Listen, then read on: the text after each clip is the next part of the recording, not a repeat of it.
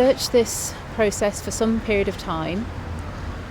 She was 14, bright, intelligent and articulate. She was determined. She knew in detail the process that she was seeking to undertake, and she persuaded me and she persuaded the court of her maturity and capacity to make such decisions. And the court's decision was about her welfare, her needs, her best interests, and whether it was right that her wishes be followed at this difficult time. And the court gave the decision, which was to put a process in motion that would allow her to be cryopreserved, which gave her great comfort in the last days of her life.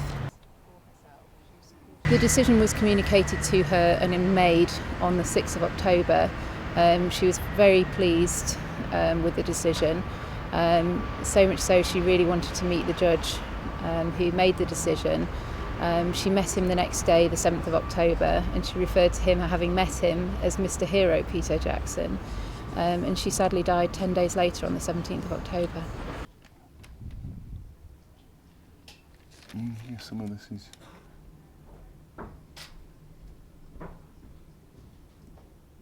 It's my second choice.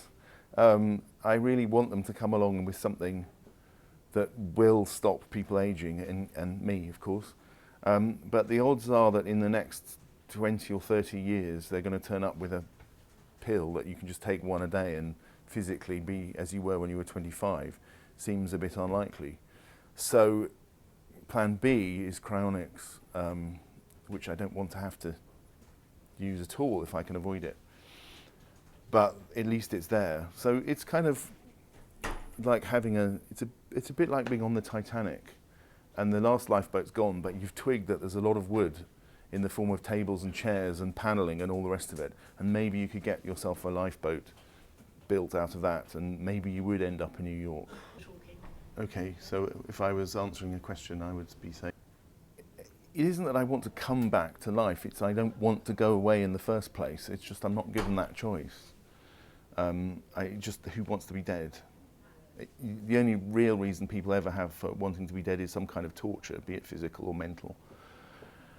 And luckily, life isn't too bad at the moment, and I'm hoping it will get better. And the benefits of being dead are very few. The benefits of being alive, even if it's kind of average, is enormous.